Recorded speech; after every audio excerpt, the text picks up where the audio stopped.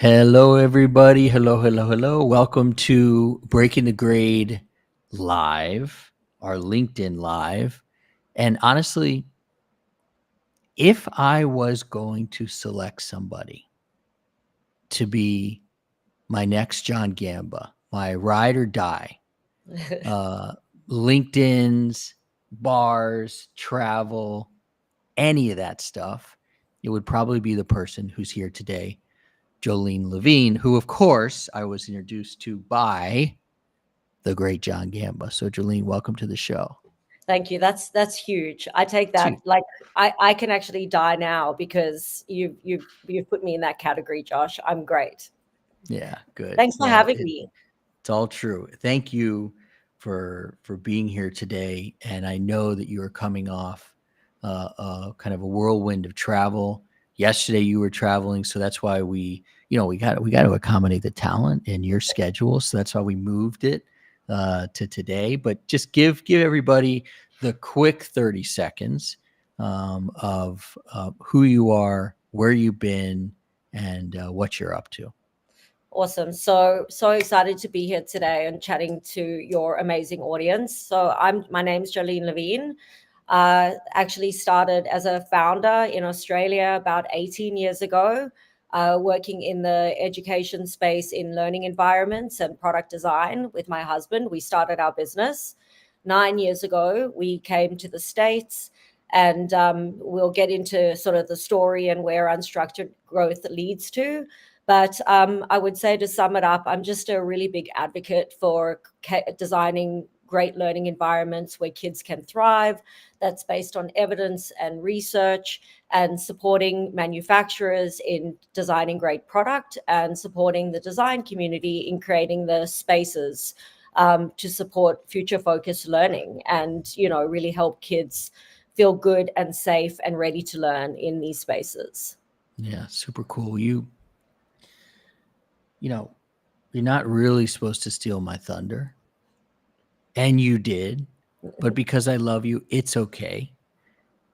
We were talking before the show about these two words and how they fit together, or you might think that they don't, which is this idea of unstructured growth. I think as business owners, when we think about growth, we feel like that has to be structured. Can't grow a business without structure.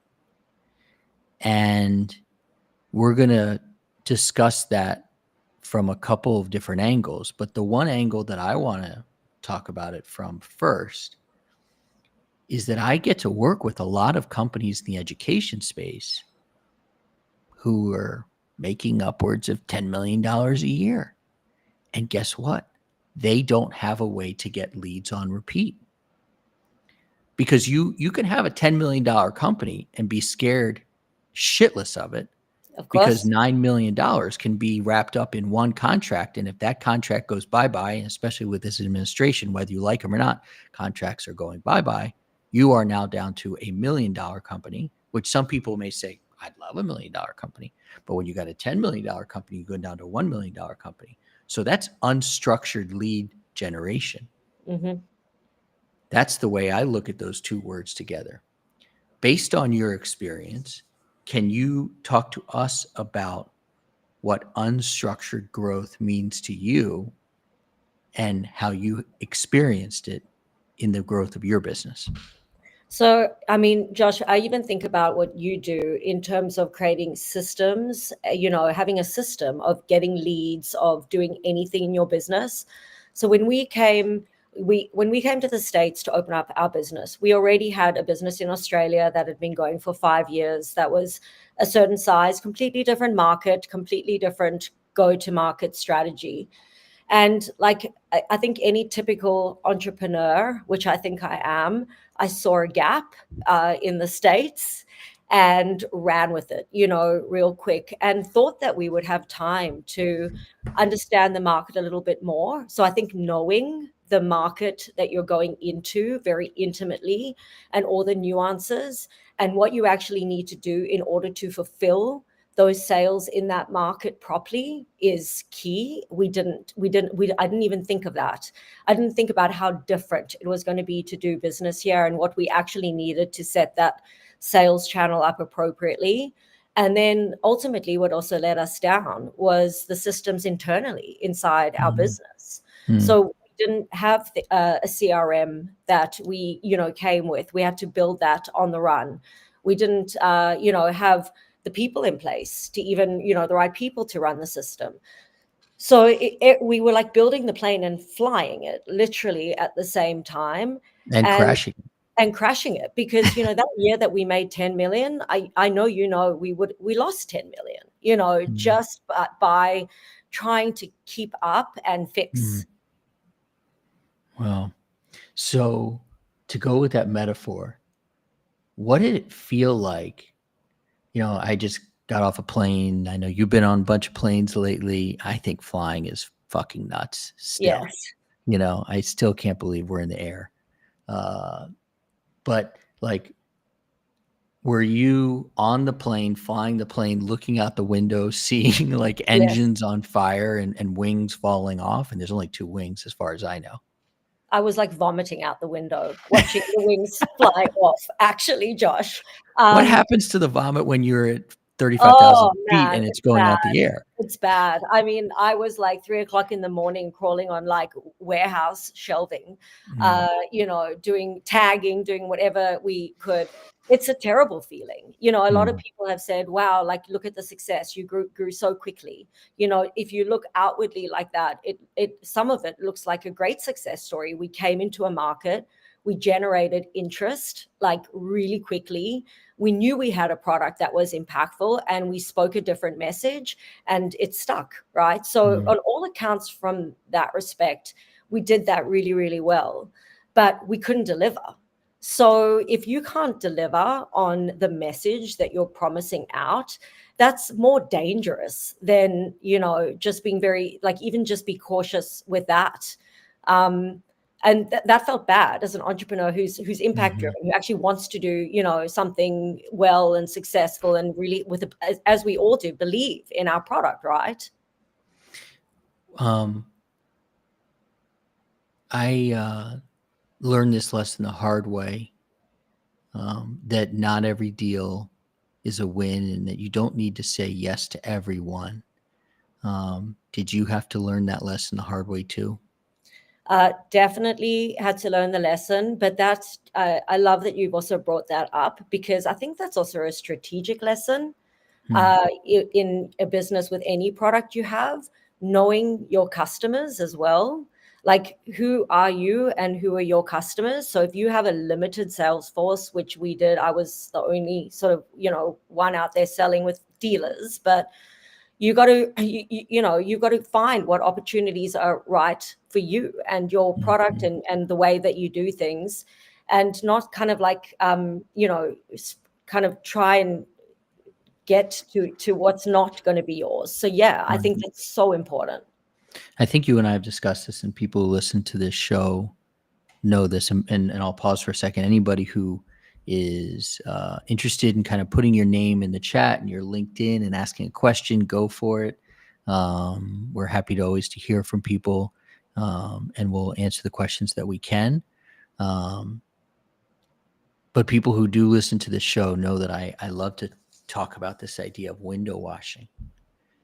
And if you are a window washer, you make your money, you make your living by window washing, and you look at 2 different buildings, and one of them has clean windows and one of them has dirty windows.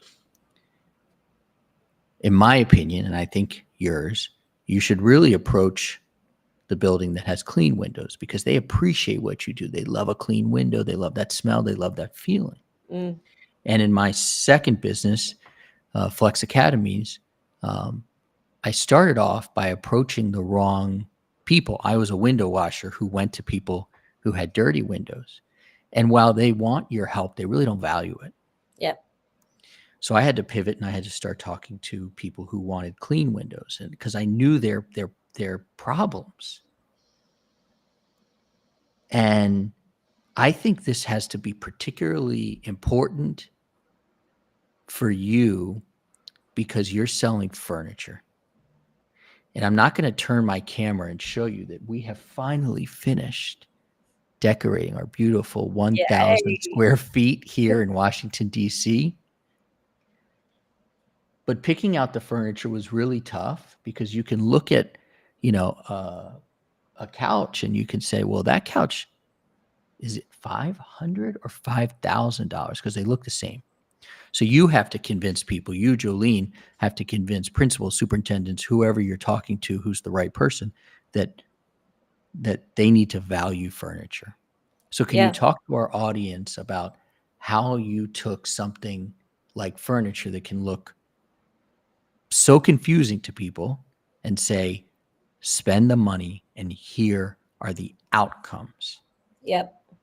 So love that you framed it that way, because we talk, and I'm really big on value proposition. So our company would be considered a high-end spend for schools when it comes to furniture. So we definitely were not the cheapest, but the value proposition and the way that we could talk about that value proposition, everyone is like, schools won't spend this on furniture. But if you can speak about it in the right way and you can position it and articulate it in the right way, they will spend it. So for us, everything we designed, there was evidence and meaning behind it. I could talk about the impact that it was going to make, right? If we and the way that we worked with our customers in a very consultative way, for us, every job was almost, even though we had a range of furniture, every job was a custom job. Every time I would go and work with a district, firstly, it's like, listen and have empathy and understand what they're trying to do and where they are in the scale. There are times, to your point, where I would be sitting with a customer and I'd say, listen, I think they're going to be able to get 10 or 15% of my furniture in here. The rest of it, they're going to need to source from somewhere else. And I would work with other companies that, in our industry to say, come. And, I'm here to actually give the customer the right solution. So, but I think we were able to articulate our value proposition. We knew the needs, we knew the pain points, we knew what we were trying to achieve when we were coming in to do a space. And then we were able to show that it happened. So having those case studies and proof points behind us was really good as well. And I think we knew how to speak the educational language. It wasn't like I never sold a piece of furniture ever. I wasn't there to sell them a piece of furniture. I was there to say, okay, this is what you're doing. This is how we can create an environment to facilitate how you teach, what's the teaching and learning in here. Mm-hmm. So I wrote down a few things here that you said. You said, listen, love it. You said language, love it. You said empathy, love it. You said custom, don't love it. Yeah. Did that end up being, and I just got done coaching with somebody who they basically have he used the two words that I can't stand, Chinese menu. Not when it comes to food, but when it comes to running a business. Yep. Did custom become a challenge? Well, I can so I'll define custom for you, okay. But I will tell you that it's a swear word in manufacturing too, right? Because in terms of scaling, I couldn't agree with you more. Mm-hmm. Custom is impossible to be able to do. And when you're working with architects and designers, they want to sometimes take your product and slightly change it or do something, different to it. So managing that in a manufacturing environment is actually critical. What was part of our undoing, to your point on that, was, the way that we built environments, it was very varied. So it wasn't like anyone was coming and buying 2,000 pieces because, the third grade classrooms had this kit of parts, the fourth grade classroom had this kits of parts. And we weren't a big company. So it felt like everything we were doing that first year was custom, in a sense. But the way that when referring to custom is, we wouldn't necessarily change the furniture, but the design of each school is going to be different. You know, when you're sitting down, let's say with a charter school, and you know the way that their needs around a third grade classroom or a STEAM space might be different to the public school down the road. And so even the furniture is not custom, but the design is very consultative. Okay. Well, that makes sense. But I agree with you on custom. Like I said, in a manufacturing environment, my husband, who's a product designer, he's anti it. He's like, I've designed this product in this way because it's right in this way, you know, and I can vouch for it in this way, and it should be repeatable in this way. Right. So yeah, I agree. And that's exactly how I feel about the Ed Selzovic experience and the work that we do with companies. You know, it's been designed a certain way, 12 weeks, you know, an hour and a half a week, 10 companies, 2 people, no more. And then sometimes, and my team wants to just, you know, come from the Philippines and Nigeria and India and strangle me. And I haven't done it in a long time. You know, somebody will come and they'll say, we love what you're doing, but we only have 6 weeks. And I'm like, oh, cool. You know, we'll adjust the price and we'll make a new course for you and we'll meet longer. And then it always ends up being a mess. And my team always ends up hating me for that. And I can vouch for it, because the minute we did things like that, we got ourselves into a deeper mess. So I completely agree with that. And that goes, I think, back to your point about picking your customers as well, right? So you've created this experience and we created what we did based on a lot of research and a lot of understanding and our skill sets, you know, that we could apply to design a product and spaces. And we know it works. And so, you know, I think and so the customers where it doesn't work for them might not be the right customer. Yeah. I would take it one step further, and they are not the customer for you. And most likely, and I haven't necessarily thought about it this way, but most likely those people are really just a tire kicker and a time waster, because if they really trusted you, then they would say, you know what, I feel this way, but I trust you. Let's go forward with your way. And I think you would, I think, agree with me here. Definitely in the education space, it is very relationship driven. Definitely superintendents and leaders, when they're stepping out of the bounds and doing something different, and generally when they were bringing in, you know, me or our company, it was different, right? They were transitioning from probably a lot of desks and chairs in a class to a different kind of, like, you know, toolkit in their environment. And when they're doing something different like that, they've got to be able to prove that it's going to work as well. They need the proof points. And that because they're going to answer for that change if it works or it doesn't work. And so one thing very early on, as an entrepreneur in our company, is I needed to know and be the expert. Like, I need to be able to provide them the confidence that I know what I'm talking about, that I've, you know, can link what we're doing to outcomes that are important to them. So that they could have the confidence to do something, to make changes too. Understood. So why don't you list for us the amount of things that can break when you get to $10 million and you're not ready? Because I think that this list is important for people to hear, because everybody wants to get to that next stage in their business. But if you get there too soon and you're not ready, it can all collapse. So can you list for us the amount of things that broke, probably including you, by getting to $10 million not the right way? Well, I'll probably start with the one that hurt the most is trust. We broke trust with our customers really quickly. They put a lot of initial trust in us because we were unknown and we, came out of nowhere. And so they got behind us. And so we broke trust and that was probably the worst thing for me. That's what I think contributed to breaking me in the process as well. We broke our people internally also because we didn't have systems. So we set everybody up to fail, inside our company as well, because we just couldn't, we didn't give them structures and systems and the right tools to work with. So coming in and not having, like, let's say, a proper CRM setup, our operational team and our logistics team and the people were, we didn't give them the right tools to work with in order to be successful in their jobs. So, we broke them as well. We broke the people that we needed to actually execute.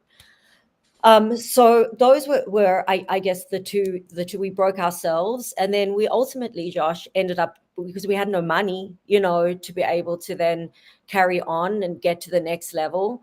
And that's what kind of predicated the next X amount of years of trying to catch up, and then ultimately making some wrong choices and us getting fired. Yeah. So it all stemmed from not starting right. If anyone says to me, like, what would you do, if you could go back, it would just be to start right. You're such a thunder stealer, because that was gonna, and I've never said that before, and it sounds ridiculous coming out of my mouth, but it's just how I felt. And I can be honest with you. That was gonna be my next question, but I'm gonna ask it a little bit differently. I like to be very careful with my words when I talk to entrepreneurs about growth. And I'm very careful to say, especially in my second business, I do not regret what I did, but I would do it differently. I would have done this differently in my second business, which is we were basically dominating the Washington, D.C. area. There was one other competitor, but there's enough space for two. But I was obsessed, as the kids say, with getting out of the DC area. And if I had just focused on the DC area, where the operations would have been a lot more clear, where I knew my clients better, I could go to every single school, then I wouldn't have had to do all those drives up to New York and New Jersey and Connecticut and hire all those people and fire all those people and get to know all those people and wine and dine them. That's the one thing I would do differently. I carefully use that word, or do not use that word, regret. Although, am I just telling myself my own story? So when you wake up in the middle of the night, do you regret, or how do you talk yourself through it? Well, I'm a Leo. Okay. And strong about that. I don't regret, and I should maybe, regret certain things. I've actually decided to take the tactic of learning from acknowledging actually, the failings and where things went wrong, which is hard sometimes as an ego perspective to be able to do also. I've tried to be very introspective on the things that I could have done differently in those situations. And I love even what you're saying about, starting in a logical place. Like, I think as an entrepreneur, and I fall into this trap, like, we want to take on the world, and we know we can, and we think we can, right? Like, but just going and doing it because you can, and you think you can, and you got that like fighting spirit inside you. It's like you got to. I would say I did that too much without stopping and being like, okay, how are we actually going to, like, what is the logical, sane way to do this that's scalable, that's going to keep everything intact, and I didn't do that. I was like, I came and went, Yeah. There's moments that, especially during COVID, that we should have closed the business down temporarily. But I was like, no, we're going forward. And I had the right idea, which was, let's take everything online. Let's run these enrichment companies these enrichments online, yoga, pottery, whatever it was. And the reason I know I had the right idea is because OutSchool made $1 billion business out of it. Execution is the whole other side of the coin. Yep. So some of the action items that we think about coming out of these LinkedIn Lives have I know impacted people who are listeners, because they'll come back to me and they'll say, thanks for going through those things.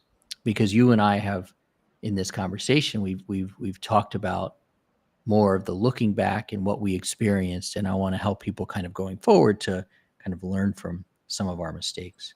So one of the action items that I wrote down was define your who not to sell to. Yeah. Have you taken that pill and defined who you do not sell to? Definitely. And I think that I realized, I guess I was lucky and unlucky in that I was the only person out there doing it with 4 children in a new country as well. So I couldn't run myself, ragged, because I was initially, before I was like, okay, hang on a second, I've got to be a lot more strategic about this. The who is such a good strategy. I think it's just a sound, sales strategy, particularly when you're starting up and you don't have a lot of resources. Yeah.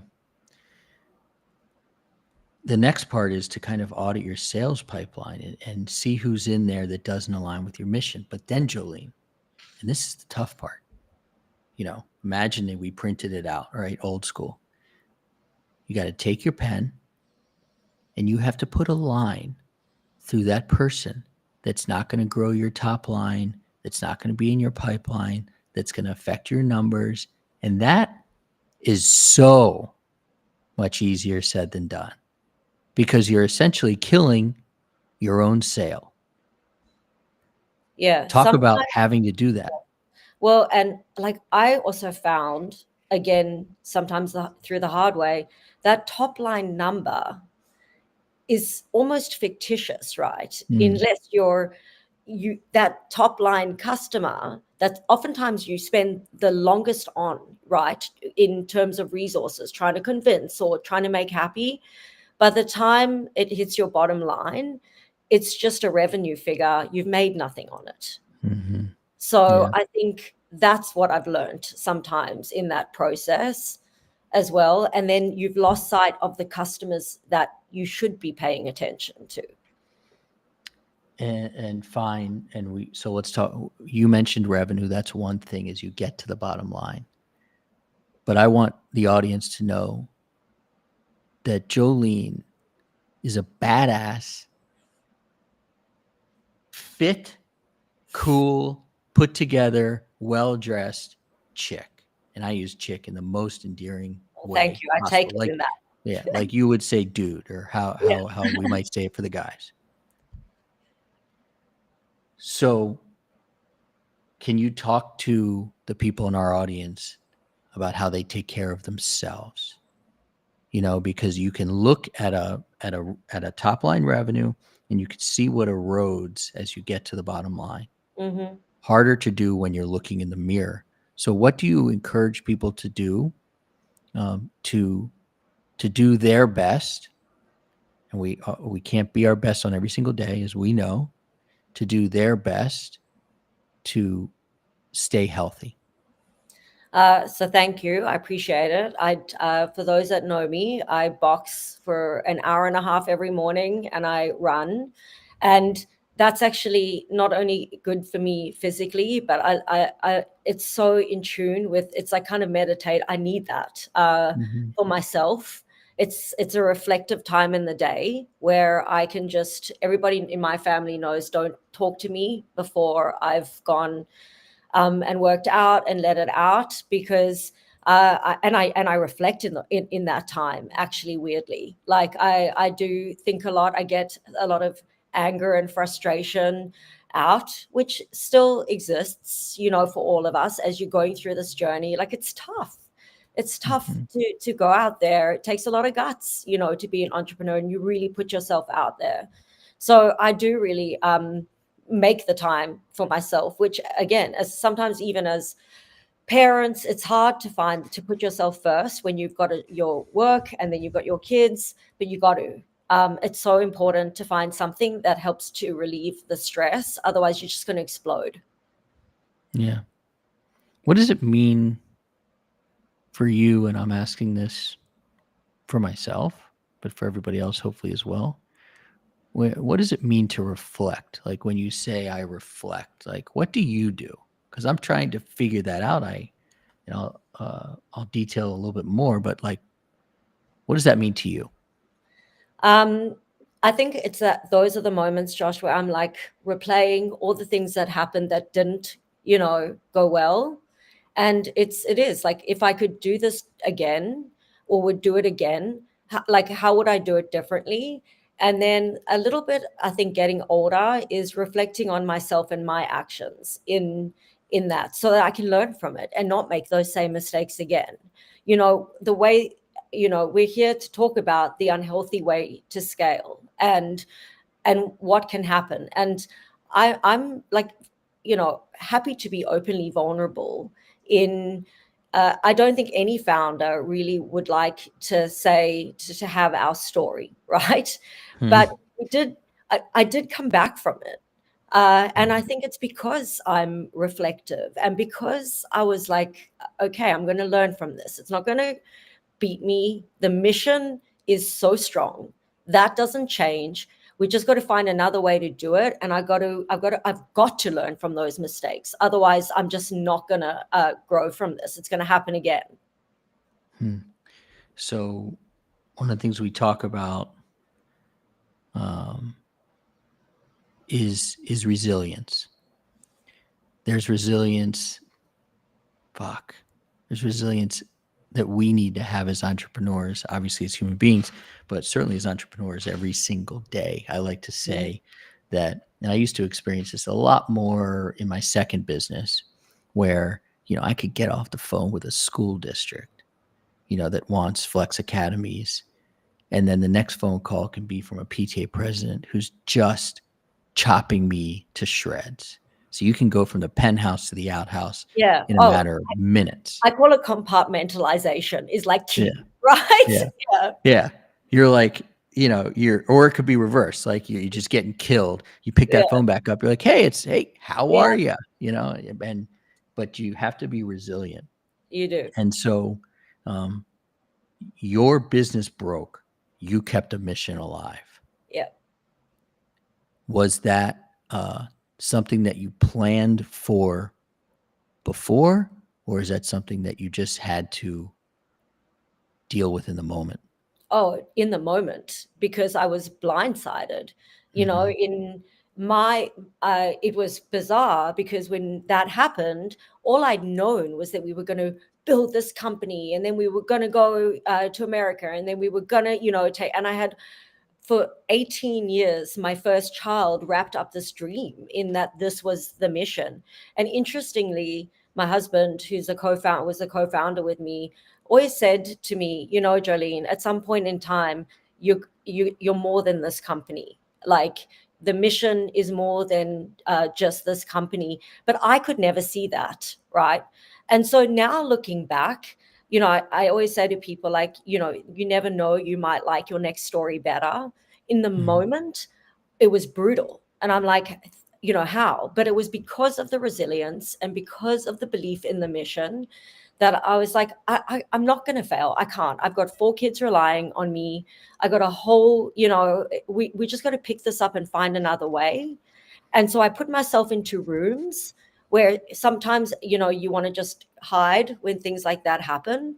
I didn't. And I was like, I'm going to go out and I'm going to go into that room and I'm going to talk to people and I'm going to see where it comes and I'm going to be authentic about it and vulnerable about it. And I found that helped, to be able to do it. It helps I agree, to be authentic and vulnerable. I think sometimes it does rub people the wrong way. It is for some people though, because as you know very well, and a lot of people in my audience know, I've tried to be very authentic and vulnerable about the passing of my father 2 months ago. Mhm. And honestly, right after this call, this LinkedIn Live, we're actually going to the cemetery because we have to pick out the tombstone. Because in our religion, Jolene, as you know, we have an unveiling one year Mhm. from the passing, and tombstones take 8 months Wow. to create. So we have to kind of revisit this again. I wish, because I got fired too.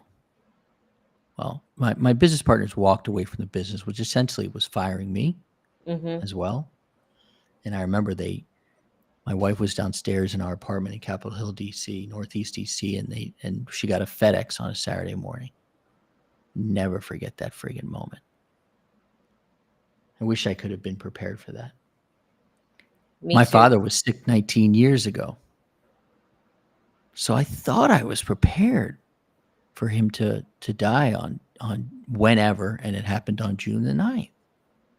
I thought so. And this is what I've discussed in my one of my more recent LinkedIn posts. I think because we are entrepreneurs that A, we plan, and B, when these things happen, we just know how to attack them, move forward, Mhm. attack them, move forward, attack them, move forward. But getting fired, losing your business, losing your father, those things you can't prepare for. Yeah. Yes or no? No, you can't. And I wasn't prepared for it. And I didn't know how I would be, and react to it. But again, having good people around you makes a difference. So I think I always say, like, just like people like meeting you, Josh. You know what I'm saying? And even Gamba, when that Mhm. happened, like I called him, straight away. And so it felt better to have also a network of people that I could also be vulnerable with that knew me too. Um, but, and I just think people like us just, we not, I, life hurts sometimes. It just does. It really does. Mm. And I think sometimes it's hard when you're like, again, an entrepreneur, you're probably tough. You, like you said, you get up and you face things. I think the hardest thing for us as entrepreneurs is actually sit back and feel that pain for a Yeah. minute and know that it's okay. I can actually feel like this today. It's normal.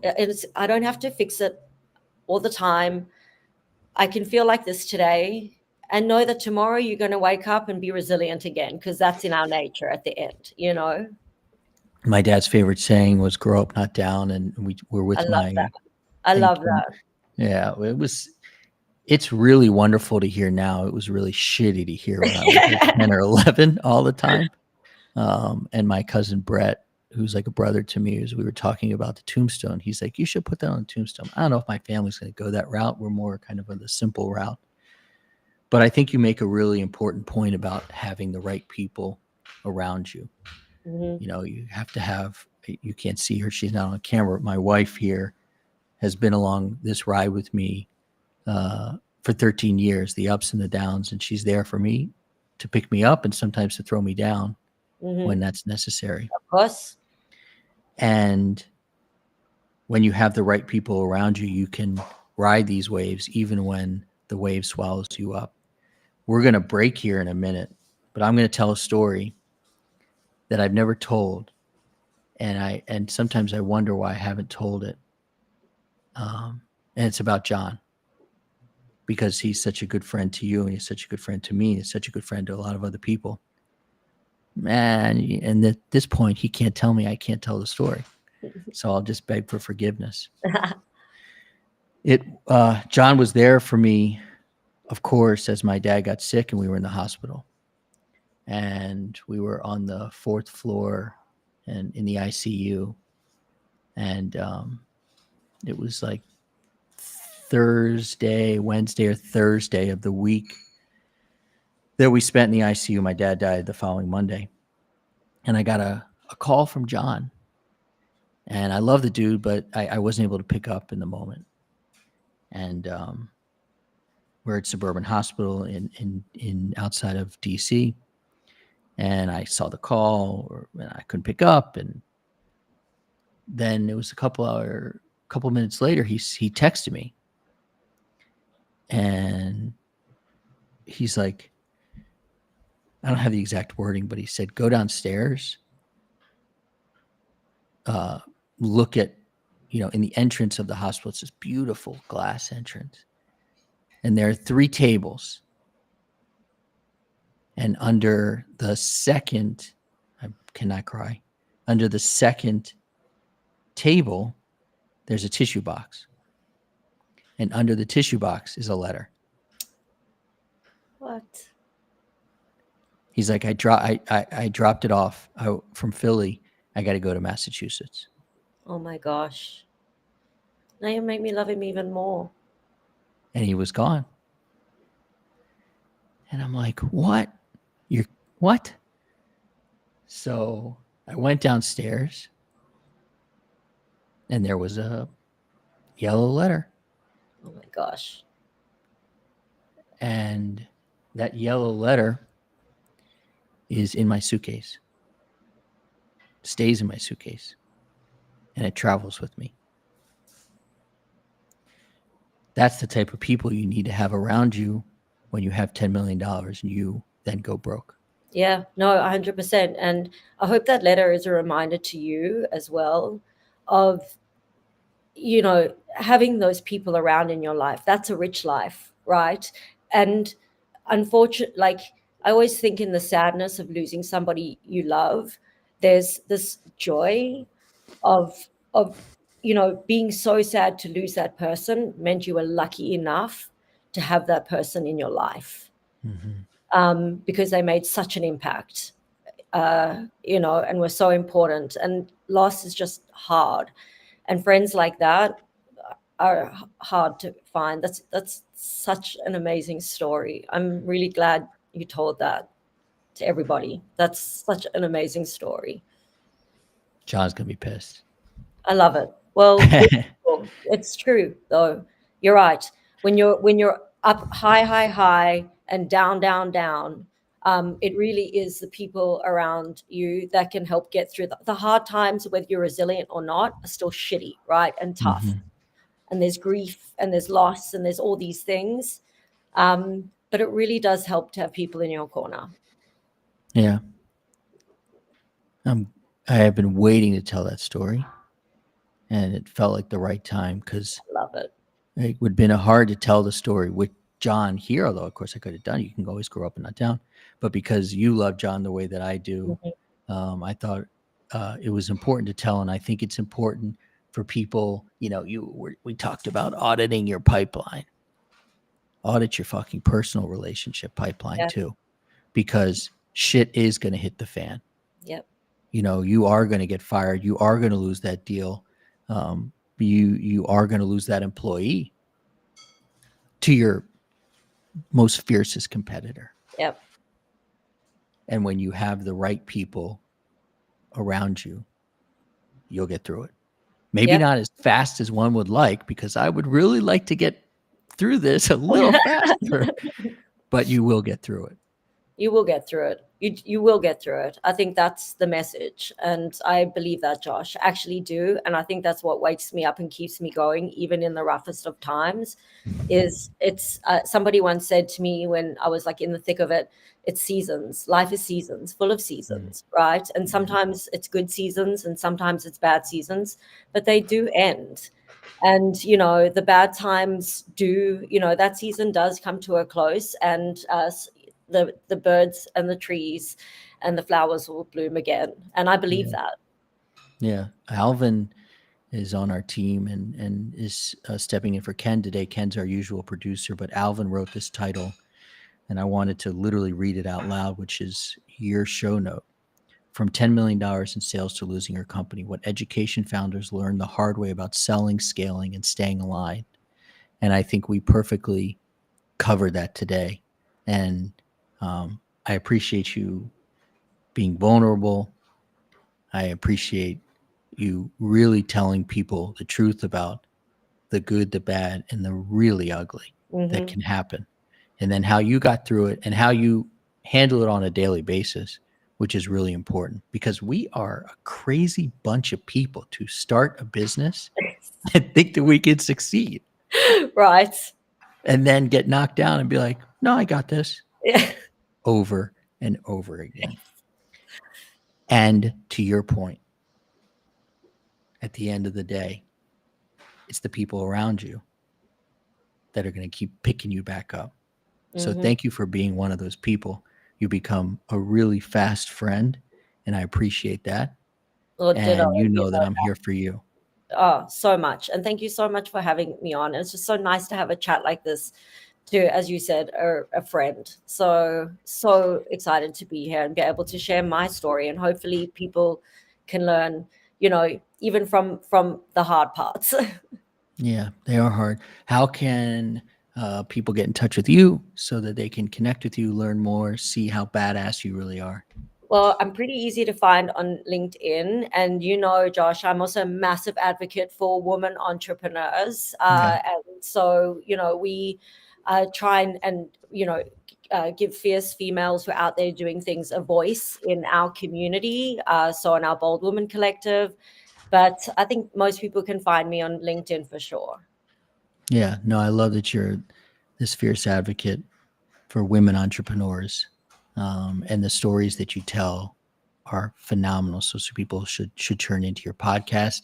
Jolene, I really appreciate you joining us. I mean, you're a busy person. You're the talent, so you had to get off your plane and then come here. And so thank you for doing this. And I hope you have a wonderful weekend.